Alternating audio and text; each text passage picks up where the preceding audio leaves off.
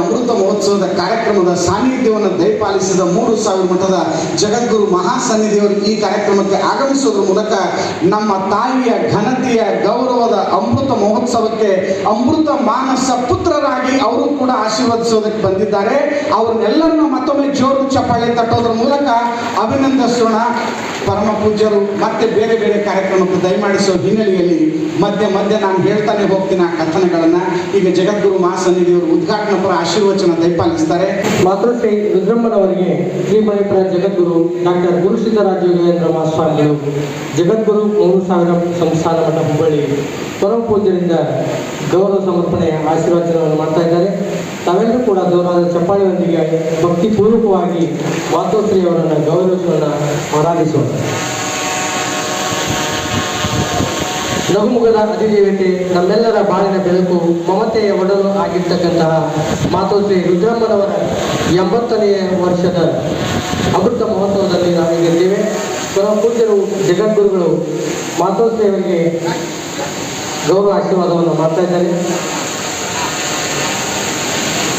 ಮಾತೋಶ್ರೀ ರುದ್ರಮ್ಮ ರೇವಣಸಿದ್ದಯ್ಯ ಕಲ್ಮಠ್ ಇವರ 80ನೇ ವರ್ಷದ ಅಮೃತ ಮಹೋತ್ಸವದ ಕಾರ್ಯಕ್ರಮದಲ್ಲಿ ನೀವು ಎಲ್ಲ ಗೌರವದಿಂದ ಪಾಲ್ಗೊಂಡಿದ್ದೇವೆ.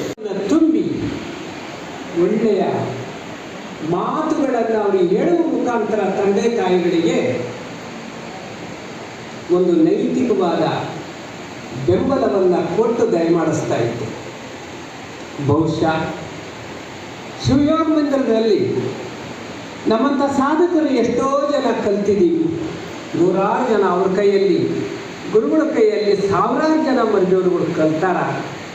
ಆದರೆ ಅವರೆಲ್ಲರೂ ಮಠಕ್ಕೆ ಹೋಗ್ಯಾರ. ಅವರ ಮಠಗಳಿಗೆ ಅಜ್ಜಾರು ಹೋಗಿದ್ದು 1 ಸಾರಿ 2 ಸಾರಿ, ಭಾಳ ಅಂದರೆ 3 ಸಾರಿ. ಆದರೆ ದೊಡ್ಡ ಹುಣಸೆಯ ಮಠಕ್ಕೆ ಮಾತ್ರ ನಮ್ಮ ಗುರುಗಳು 100 ಸಾರಿ ಬಂದು ಭೇಟಿ ಕೊಟ್ಟು ಇಲ್ಲಿದ್ದು ಇದರ ಬಗ್ಗೆ ಯೋಗಕ್ಷೇಮವನ್ನು ಕೇಳಿ ಹೋಗಿದ್ದಾರೆ. ಅಂದರೆ ರುದ್ರಮ್ಮ ತಾಯಿಯ ಭಕ್ತಿ ಎಷ್ಟು ಅಂತಂದರೆ, ನಮ್ಮ ಗುರುಗಳನ್ನು ಅವರ ಭಕ್ತಿಯ ಮೂಲಕ ನಮ್ಮ ಗುರುಗಳ ಮನಸ್ಸನ್ನು ಗೆದ್ದಂಥವರು ರುದ್ರಮ್ಮ ತಾಯಿ. ನಿಜವಾಗಲೂ ಆ ಚನ್ನಬಸವ ಸ್ವಾಮಿಗಳು, ಚನ್ನಬಸವ ವಟುವಾಗಿದ್ದಾಗ, ದೇವರಾಗಿದ್ದಾಗ ನಾವು ಶಿವಯೋಗ ಮಂದಿರದಲ್ಲಿ ಸಾಧಕರು. ಆ ಸಮಯದಲ್ಲಿ ಅವರು ನಮಗೆ ತುಂಬ ಆತ್ಮೀಯರಾಗಿ ನಮ್ಮೊಡನೆ ಬೆಳೆದಿದ್ದು. ಹಾನಗಲ್ ಮಠಕ್ಕೆ ಬಂದ ನಂತರ ಆ ತಾಯಿ ಹಲವಾರು ಸಾರಿ ಹಾನಗಲ್ ಮಠಕ್ಕೆ ಬಂದಿದ್ದಾರೆ, ದರ್ಶನ ಮಾಡಿದ್ದಾರೆ. ಭಾಳ ಎಷ್ಟು ಅಂತಂದರೆ ಅತ್ಯಂತ ವಾತ್ಸಲ್ಯಪೂರ್ಣವಾಗಿ ಸಲುಗೆಯಿಂದ ಮಾತನಾಡುತ್ತಿದ್ದಂಥ ತಾಯಿ ಗುರುಗಳ ಬಗ್ಗೆ ಯಾವಾಗಲೂ ಕೂಡ ಅಪಾರವಾದ ಭಕ್ತಿ ಇಟ್ಕೊಂಡವು. ಆ ತಾಯಿ ಯಾವಾಗಲೂ ಕೂಡ ಒಳ್ಳೆಯ ಮನಸ್ಸನ್ನು ಹೊಂದಿದವರು. ಈಗ ನಮ್ಮ ಸ್ವಾಮೀಜಿ ಹೇಳಿದರು ಕಾರ್ಯಕ್ರಮ ನಡೆಸುವಾಗ ತ್ರಿಕಾಲ ಲಿಂಗ ಪೂಜೆ ಮಾಡ್ತಾರೆ ಅಂತ. ನೋಡ್ರಿ, ಈಗಿನ ಕಾಲದಲ್ಲಿ 50-60 ವರ್ಷಗಳಿಂದ ತಾಯಿ 3 ಹೊತ್ತು ಲಿಂಗ ಪೂಜೆಯನ್ನು ತಪ್ಪಿಸಿಲ್ಲ. 3 ಹೊತ್ತು ಸ್ನಾನ, 3 ಹೊತ್ತು ಲಿಂಗ ಪೂಜೆ. ಒಬ್ಬ ಸ್ವಾಮಿಗಳು ಯಾವ ರೀತಿ ವ್ರತ ಮಾಡ್ತಾರೋ ಆ ವ್ರತವನ್ನು ಪಾಲಿಸ್ಕೊಂಡು ಬಂದಂಥವರು ರುದ್ರಮ್ಮ ತಾಯಿ. ಲಿಂಗ ಪೂಜೆ ಇಲ್ಲಾರ್ದಲ್ಲಿ ಬಾಯಲ್ಲಿ ನೀರು ಹಾಕಿದವರಲ್ಲ. ಅವರು ಎಮರ್ಜೆನ್ಸಿ ವಾರ್ಡ್ನಲ್ಲಿ ಇದ್ದಾಗ ಅವಾಗಲೂ ಸಹಿತ ಔಷಧಿ ತಗೋಬೇಕು ಅಂತಂದರೆ ಎಮರ್ಜೆನ್ಸಿ ವಾರ್ಡ್ನಲ್ಲಿ ಕೂಡ ಡಾಕ್ಟ್ರ ಕಡೆ ಹೋದ ಮೇಲೆ ಜಳಕ ಮಾಡ್ಕೊಂಡು ಬಂದು ಆಮೇಲೆ ಗುಳಿಗೆ ಹಾಕ್ಕೊಂಡರೆ ಬಾಯಿಗೆ ಅಂತಂದರೆ ಯಾವ ಸ್ವಾಮಿಗಳು ಇದನ್ನು ಪಾಲಿಸೋಕ್ಕಾಗಲ್ಲ. ಅಂಥ ಒಂದು ವ್ರತ ನಿಷ್ಠೆಯನ್ನು ನಿಷ್ಠೆಯನ್ನು ಬೆಳೆಸ್ಕೊಂಡು ಬಂದಂಥವರು ರುದ್ರಮ್ಮ ತಾಯಿ. ಇಂಥ ತಾಯಿ ಇಂಥ ಒಳ್ಳೆಯ ಮನಸ್ಸು, ಒಳ್ಳೆಯ ಆಚಾರ ವಿಚಾರವನ್ನು ಹೊಂದಿದ್ದರಿಂದಲೇ ಇವತ್ತು ಅವರಿಗೆ 80 ವರ್ಷ ಅಲ್ಲ ಅದು ಯಾಕಂಗೆ 80 ವರ್ಷ ಆಗಿದ್ರೆ 85 ವರ್ಷ ಅವರು 85 ವರ್ಷ ಆದರೂ 80 ವರ್ಷ ಅಂತ ಹಾಕ್ಯಾರ. ಕೆಲವರು 85 ವರ್ಷ ಆಗಿದ್ರು 95 ವರ್ಷ ಅಂತ ಹಾಕ್ಯಂತಾರೆ. ಆದರೆ ಇವ್ರಿಗೆ 80 ವರ್ಷ 85 ಆಗಿದ್ರು 80 ವರ್ಷ ಅಂತ ಪತ್ರಿಕೆಯಲ್ಲಿ ಪ್ರಿಂಟ್ ಮಾಡ್ಯಾರ. 85 ವರ್ಷ ಇನ್ನೂ 5 ವರ್ಷ ಆದ್ರೂ ಆ ತಾಯಿ ಈಗ 85 ವರ್ಷ ಆದ್ರೂ ನಾವೆಲ್ಲ ಬರಬೇಕು. ಪ್ರತಿಯೊಬ್ಬ ಸ್ವಾಮಿಗಳಿಗೂ ಬಾಗಿ ಬಾಗಿ ಪಾದಕ್ಕೆ ನಮಸ್ಕಾರ ಮಾಡ್ಯಾರ. ಎಷ್ಟು ಅವರಲ್ಲಿ ಒಂದು ಚೈತನ್ಯ ಇದೆ ಅನ್ನೋದು ವಿಚಾರ ಮಾಡಿ. ಇಂಥ ತಾಯಿಗೆ ಈ ಚೈತನ್ಯ ಎಲ್ಲಿಂದ ಬಂತು?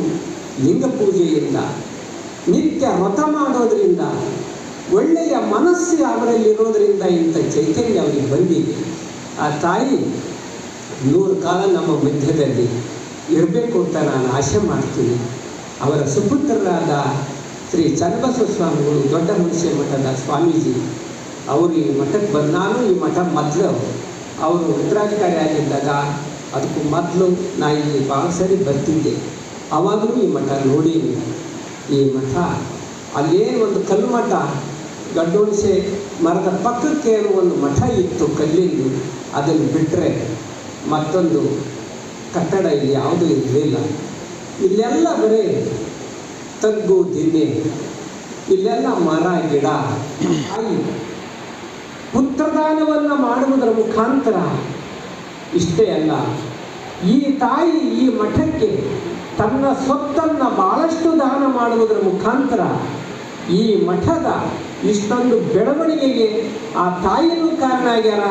ಅವರ ಮಗನಾದ ಸ್ವಾಮಿ ಚನ್ನಬಸವ ಸ್ವಾಮಿಗಳು ಕೂಡ ಕಾರಣರಾಗಿದ್ದಾರೆ ಅಂತ ಈ ಸಂದರ್ಭದಲ್ಲಿ ಹೇಳ್ತಾ, ಆ ತಾಯಿಗೆ 100 ಕಾಲ ಬಾಳುವಂತದ್ದನ್ನ ಪರಮಾತ್ಮ ಆ ಗುರುವರಿಯರು ಅನುಗ್ರಹಿಸಲಿ ಅಂತ ನಾನು ಹಾರೈಸಿ, ಈ ಮಠದ ಆವರಣ ಇನ್ನೂ ಚೆನ್ನಾಗಿ ಸುಂದರವಾಗಿ, ಎಷ್ಟು ಚೆಂದಾಗಿದೆ ಸ್ವಾಮಿಗಳು ಅವರು ಕೊಟ್ಟ ದಾನ ಆ ಸ್ವಾಮಿಗಳು.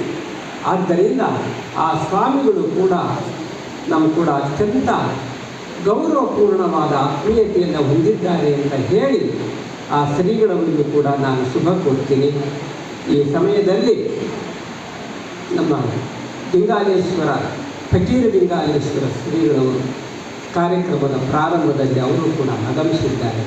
ಅವರಿಗೆ ನಮನಗಳನ್ನು ಸಲ್ಲಿಸುತ್ತಾ ಇಲ್ಲಿ ವೇದಿಕೆ ಮೇಲೆ ಇರತಕ್ಕಂಥ ಎಲ್ಲ ಶ್ರೀಗಳಿಗೂ ಕೂಡ ಶರಣಾರ್ಥಿಗಳನ್ನು ನನ್ನ 4 ಮಾತುಗಳಿಗೆ ಮನವನ್ನು ಹೇಳಿ